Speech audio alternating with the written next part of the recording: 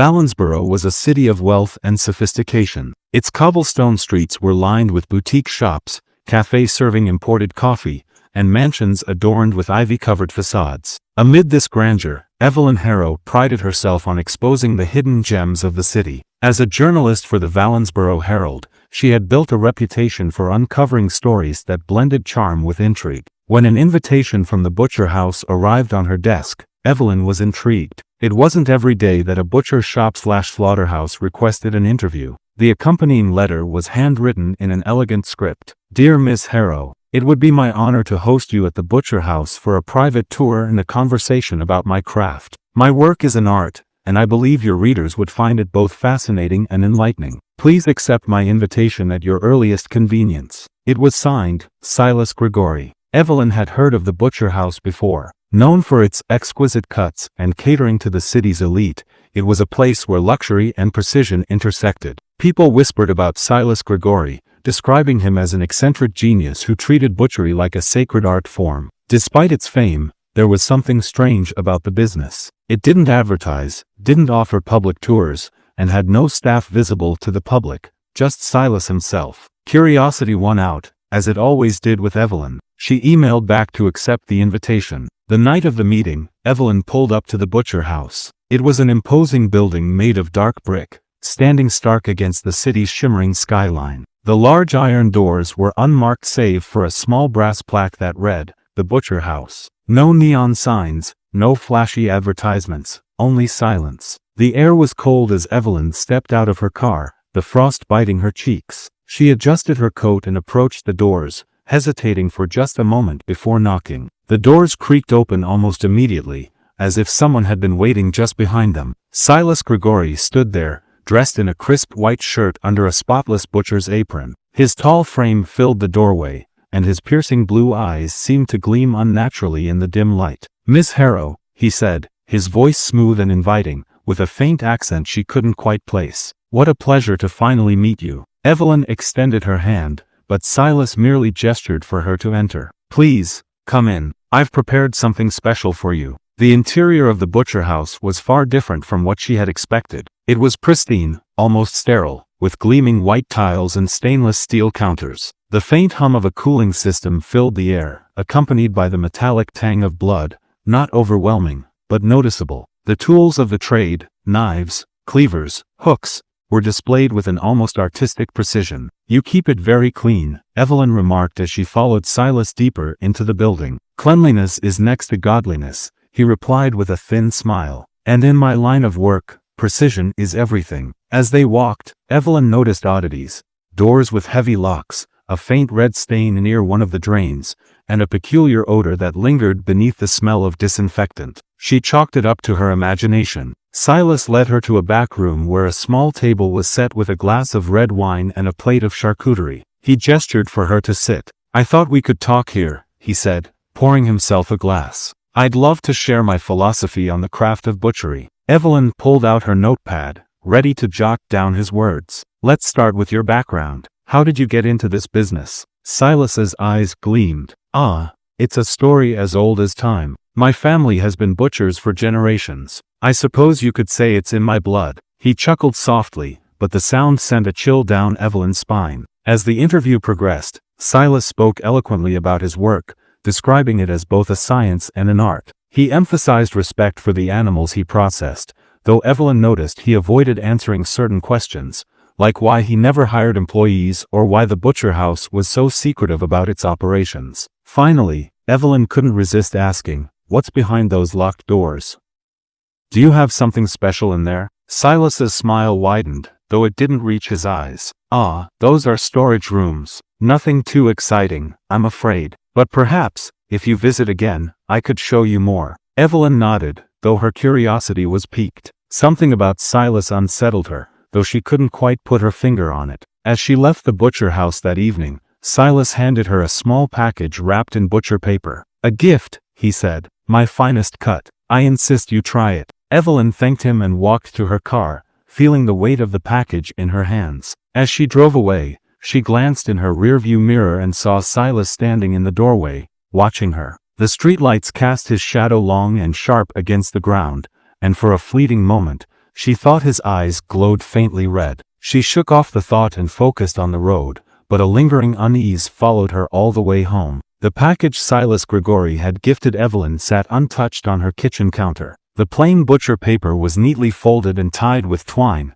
but something about it felt wrong. Evelyn had tried to dismiss the unease from her visit to the butcher house, chalking it up to nerves and overactive imagination. Yet, every time she glanced at the package, she felt her stomach twist. 2 days after the visit, Evelyn told her best friend Marcus about the encounter. "Something's off about that man," she said as they sat in her apartment, sipping coffee. "I can't explain it, but he feels predatory." Marcus raised an eyebrow. "Then why even go?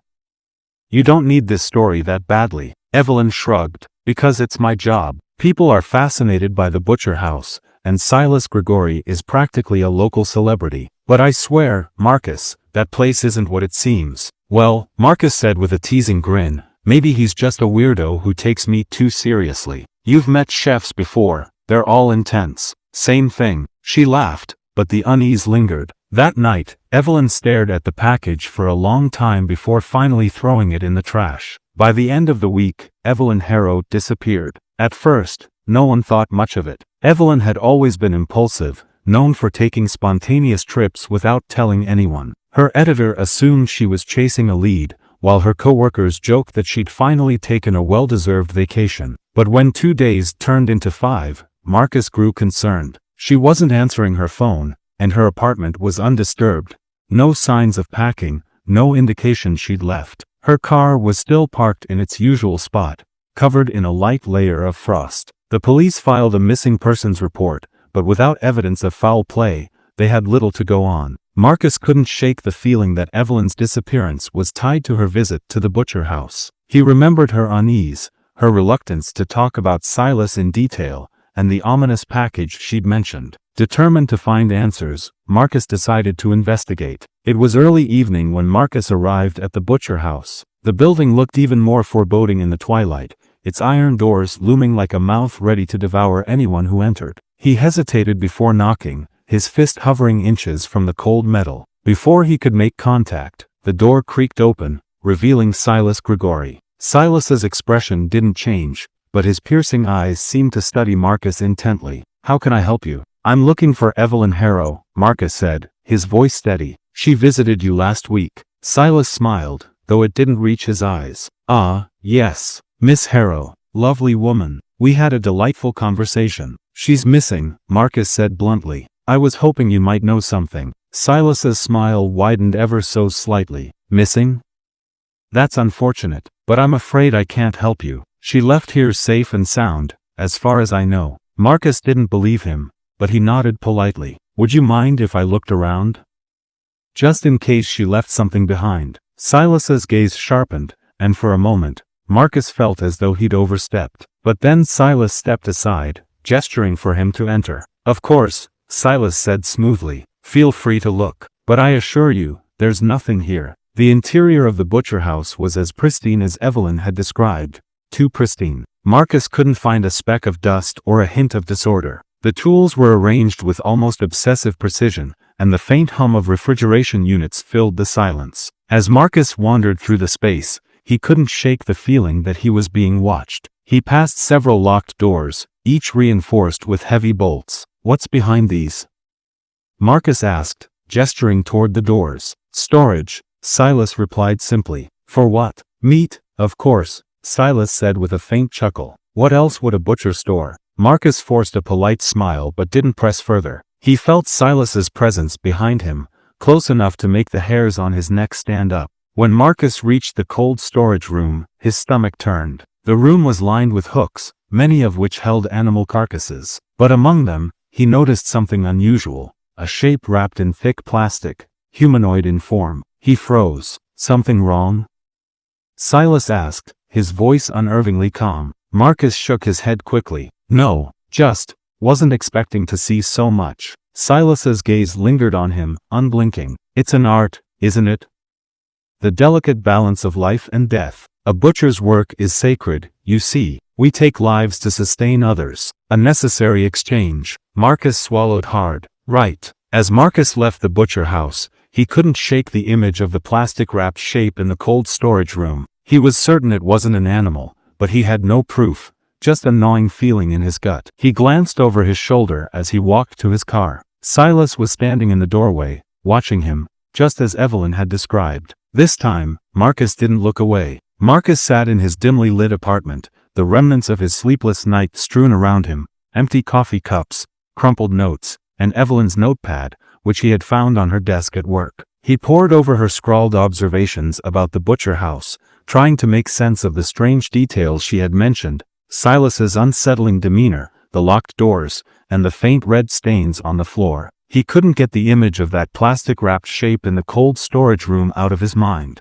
Evelyn's words echoed in his head: that place isn't what it seems. Determined to dig deeper, Marcus turned to the internet, researching the Bucher House and Silas Grigori. Surprisingly, there was little information available. The business had been in operation for over 20 years, but there were no records of employees, no reviews from customers, and no photographs beyond the building's ominous facade. The strangest discovery was a series of old newspaper articles dating back several decades. Each article mentioned disappearances in Valensboro, all clustered around the Bucher House. The victims were never found, and the cases remained unsolved. Marcus's unease grew as he realized the timeline of these disappearances aligned perfectly with Silas's arrival in the city. Frustrated and out of leads, Marcus decided to seek help. He remembered Evelyn mentioning a professor she had consulted for a previous story, Dr. Lillian Crow, an expert in folklore and urban legends. Marcus tracked her down at the local university. Lillian was a sharp-eyed woman in her 60s,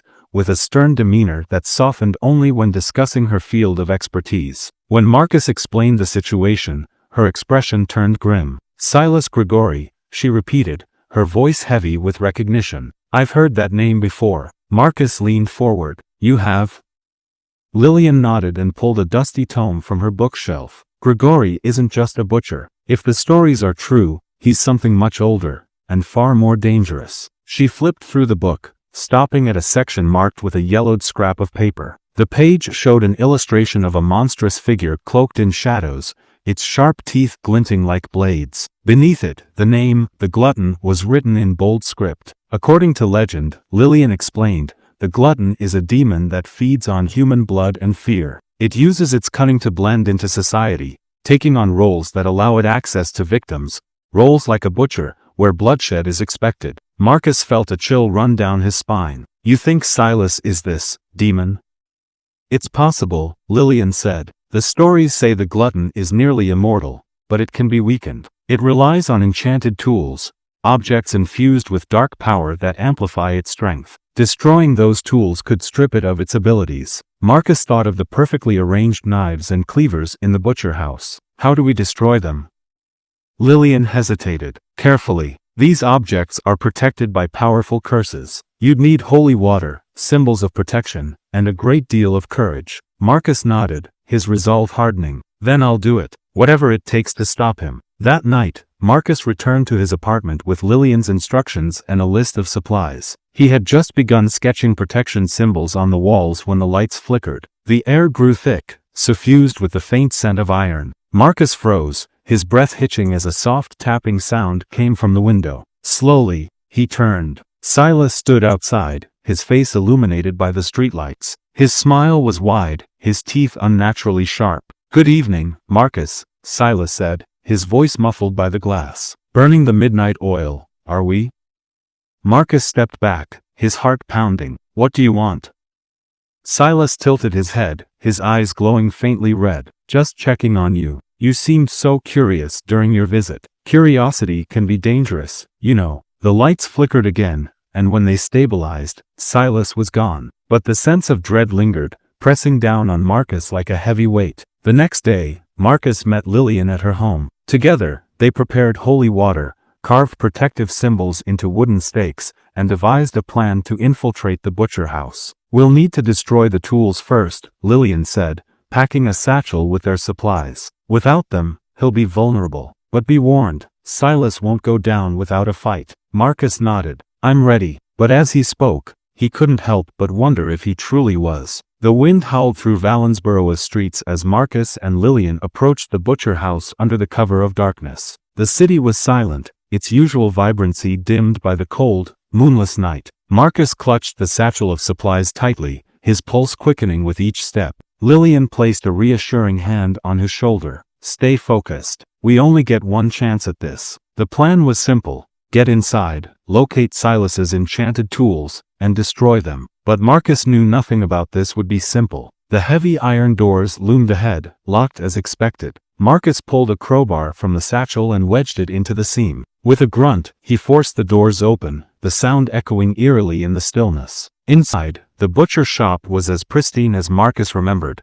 Gleaming tiles, spotless counters, and an arrangement of knives and cleavers that seemed to shimmer under the faint light. The air was cold, carrying the unmistakable metallic tang of blood. Lillian stepped forward, clutching a vial of holy water. The tools will be here somewhere. Keep your eyes open. They moved cautiously, scanning every surface and checking behind counters. Marcus's gaze fell on a large wooden block in the center of the room, its surface scarred from years of use. Atop it lay an array of knives, each blade impossibly sharp and intricately engraved with symbols that seemed to shift when viewed from different angles. This must be them, Marcus whispered. Lillian nodded, her expression grim. Be quick. He'll sense what we're doing. Marcus pulled a hammer from the satchel and raised it over the nearest knife. But before he could strike, a voice echoed through the room. Such a shame. Marcus spun around, his heart lurching. Silas stood in the doorway, his tall frame casting a long shadow across the tiled floor. His apron was spotless, his eyes gleaming with amusement. I had hoped you would leave well enough alone, Marcus, Silas said, stepping closer.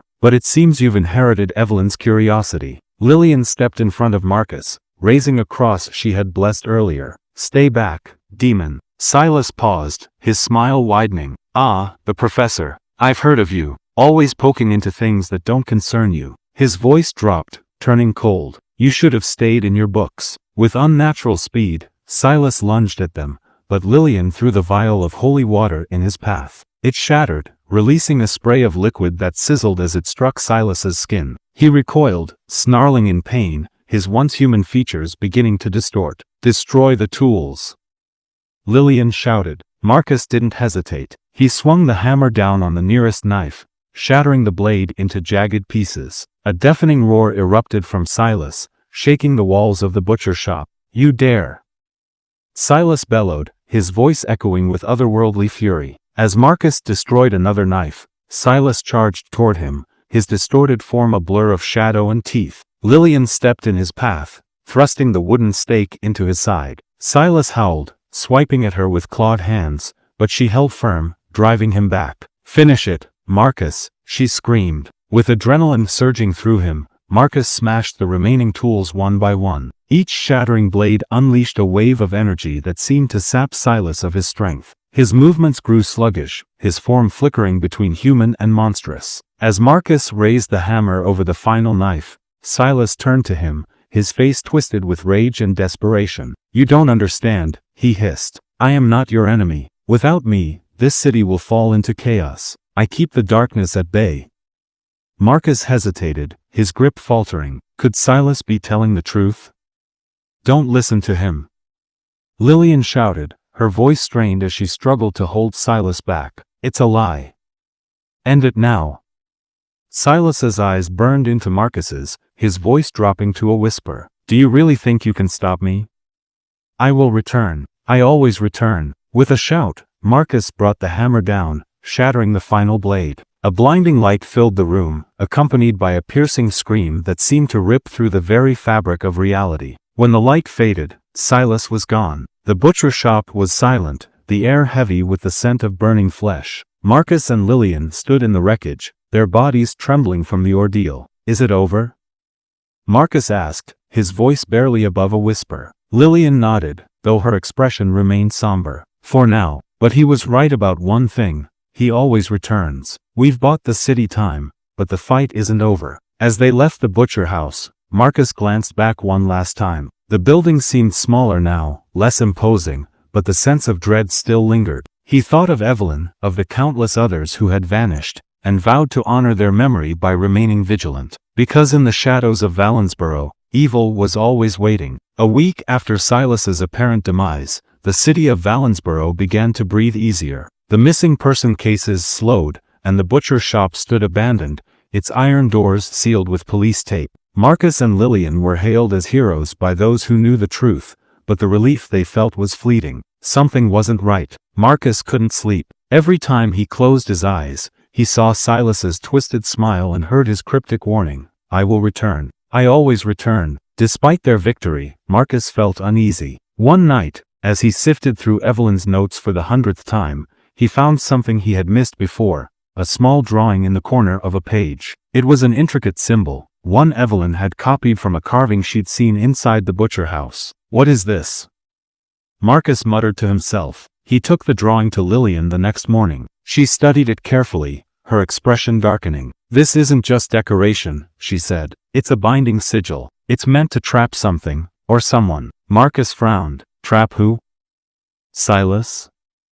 Lillian shook her head. "Not Silas. Something else. Something older." Lillian dove into her research, poring over ancient texts and forgotten lore. What she found chilled her to the bone. Silas Gregory was not the true origin of the evil in Valensborough. He was merely a servant, a vessel for a much greater power, an ancient demon known as Azrazel, the hunger eternal. Azrazel fed not just on blood but on the despair and fear of its victims. The butcher shop wasn't just his lair, Lillian explained to Marcus. It was a gateway, a place where the veil between our world and Azrazel's is thin. Marcus's stomach turned. So, destroying the tools didn't stop it?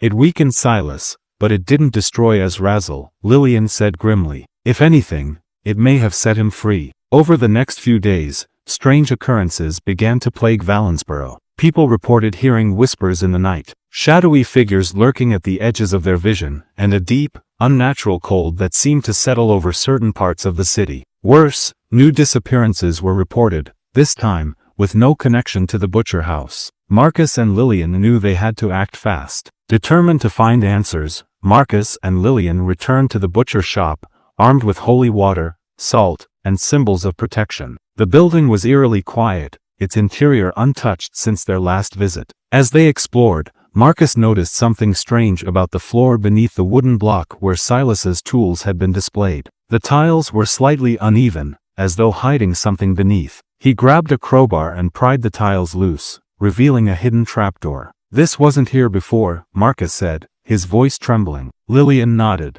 Silas must have hidden it with some kind of enchantment. He didn't want anyone finding this. They opened the trapdoor, revealing a narrow staircase that descended into darkness. A foul stench wafted up, making Marcus gag. "Be careful," Lillian warned, clutching her cross tightly. The staircase led to a cavernous chamber carved into the earth, its walls lined with bones and strange symbols. At the center of the room stood a massive stone altar, covered in dried blood. But what caught their attention was the figure chained to the altar. It was a man, or what was left of him. His body was gaunt, his skin stretched tight over his bones, and his eyes glowed faintly with an unnatural light. He looked up as they approached, a faint smile forming on his cracked lips. "You've come," he rasped. Marcus stepped back, his heart racing. "Who are you?" The man chuckled, a hollow sound that echoed through the chamber. "I am what remains of the first, the one who brought Azrazel into this world." Lillian's eyes widened. You summoned the demon?"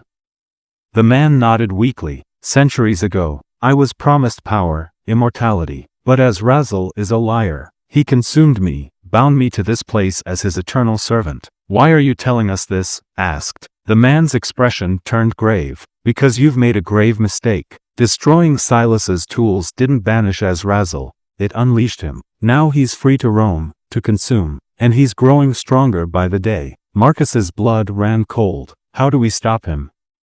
The man hesitated. "You can't kill him, but you can bind him, trap him back in the void where he belongs. You'll need the blood of the vessel, Silas's blood, and the sigil Evelyn found. Use it to seal the gateway." "But Silas is gone," Marcus said. The man smiled faintly. "He's never truly gone. You'll find him, or he'll find you." Marcus and Lillian left the chamber, their resolve stronger than ever. They knew they had to find Silas Gregory before it was too late. Their search led them to the outskirts of Valensborough, to an abandoned slaughterhouse that had been closed for decades. The building was decrepit, its walls covered in graffiti and ivy. Inside, they found evidence of Silas's presence: bloody handprints, fresh carcasses, and the faint scent of iron. As they ventured deeper into the slaughterhouse, the temperature dropped, and the air grew heavy. Shadows seemed to shift and move, following their every step. Finally, they found him. Silas stood in the center of the slaughterhouse, his form more monstrous than before.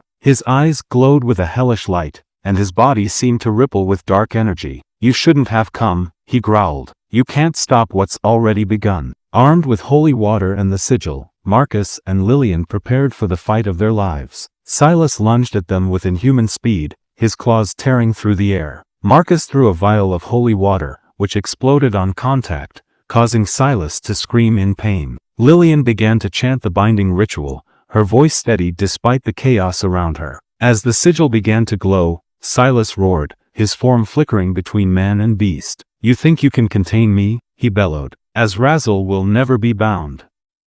But Lillian didn't stop. With a final cry, Marcus drove a blade, blessed and inscribed with the sigil, into Silas's chest. The demon let out a deafening scream as the sigil erupted in light, pulling him into the void. The slaughterhouse trembled, the walls cracking as the gateway sealed itself. And then, silence. When the dust settled, Marcus and Lillian emerged from the slaughterhouse, battered but alive. They had stopped Azrazel, for now, but they knew the fight wasn't over. The scars left by the Bucher House would linger, and the shadows of Valensborough would never be entirely free of darkness. As they walked away, Marcus made a vow, to protect the city, no matter what. Because evil, once awakened, never truly sleeps. In the aftermath of Silas's banishment, the city began to recover. Marcus and Lillian's efforts had stymied Azrazel's influence, but the lingering darkness in Valensborough left an ominous sense that the battle was not yet won. The knowledge they had gained from the chained man in the underground chamber stayed with Marcus. The demon was weakened but not eradicated.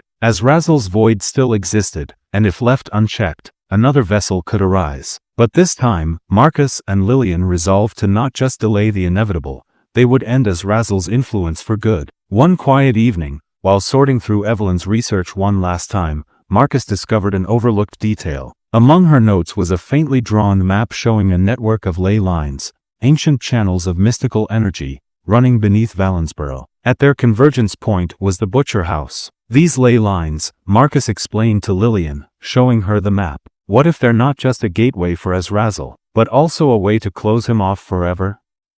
Lillian examined the map closely, her eyes lighting up with a spark of recognition. "You're onto something, Marcus. If we could redirect the energy, turn it from a source of darkness to one of light, we might be able to sever Azrazel's connection to our world entirely. But how?" Marcus asked. "There are ancient rituals," Lillian said. "Rare, but powerful. They use symbols of divine protection to sanctify corrupted spaces. If performed correctly, they can purify even a site as tainted as the Bucher House." The ritual, however, required three critical components. 1. The essence of the demon itself, a relic of divine power, a human willing to offer themselves as a conduit for the energy. The first step was finding the relic. Lillian remembered stories of an artifact rumored to rest in the city's oldest church, the Chapel of St. Helena. The relic, a shard of a stained glass window blessed centuries ago, was said to contain divine energy strong enough to ward off evil. The chapel was abandoned, its stained glass windows cracked and its once vibrant walls faded to gray. As they explored the crumbling structure, a faint hum of energy drew them to the altar. Beneath it, buried under layers of dust and stone, they found the shard, a piece of brilliant glass that shimmered like liquid sunlight. As Marcus touched it,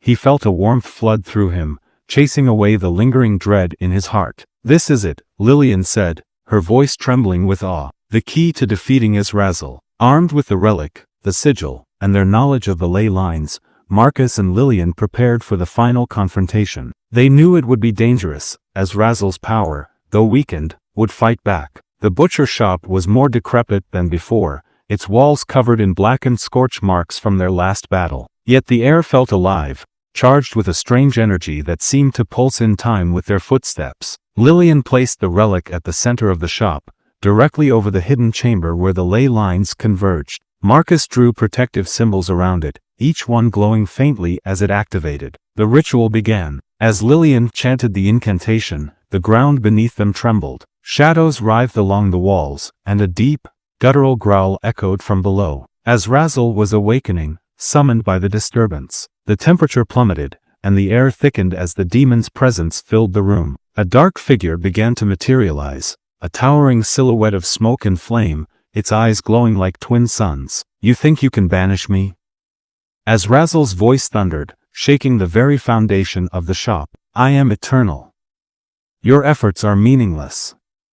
Marcus stood firm, clutching the shard of divine light. "You don't belong here," he said. "This ends tonight." As Razel lunged at them, but the relic's light flared, forcing him back. Marcus and Lillian continued the ritual, the symbols around them glowing brighter with each word. The demon roared in fury, sending waves of dark energy crashing toward them. Marcus shielded Lillian with his body, the shard's light protecting them both. "You must finish it," Lillian shouted. "The final step is yours." Marcus realized what she meant. The ritual required a conduit, someone to channel the energy and seal the gateway. "I'll do it," Marcus said, stepping into the circle of light. "Marcus, no," Lillian cried, but he shook his head. "This city needs you, Lillian. You can guide them. I can't let this thing take anyone else." As Marcus stepped forward, the relic's light enveloped him, merging with the sigil and the ley lines. As Razel screamed, his form fracturing as the light consumed him. For a moment, everything went still. When Marcus opened his eyes, he was standing outside the Bucher House. The building was gone, replaced by a field of wildflowers glowing softly in the morning sun. Lillian ran to him, tears streaming down her face. "You're alive." "How?" Marcus looked at his hands, still faintly glowing with the relic's energy. "I don't know. Maybe the light spared me. Maybe Evelyn had something to do with it." The air felt lighter, the oppressive darkness that had hung over Valensboro finally lifted. In the weeks that followed, the city began to heal. The disappearances stopped, and the stories of the Bucher House faded into legend. Marcus and Lillian used their knowledge to protect Valensboro, teaching others about the dangers that lurked in the shadows. They started an organization dedicated to safeguarding the city from supernatural threats, ensuring that no evil like Azrazel would ever rise again. For the first time in a long time, Marcus felt hope. The scars of the past would never fully fade, but they had built something stronger in its place, a community united by light and resilience. And as he stood in the sunlight, surrounded by the people he had saved, Marcus finally allowed himself to believe in a brighter future.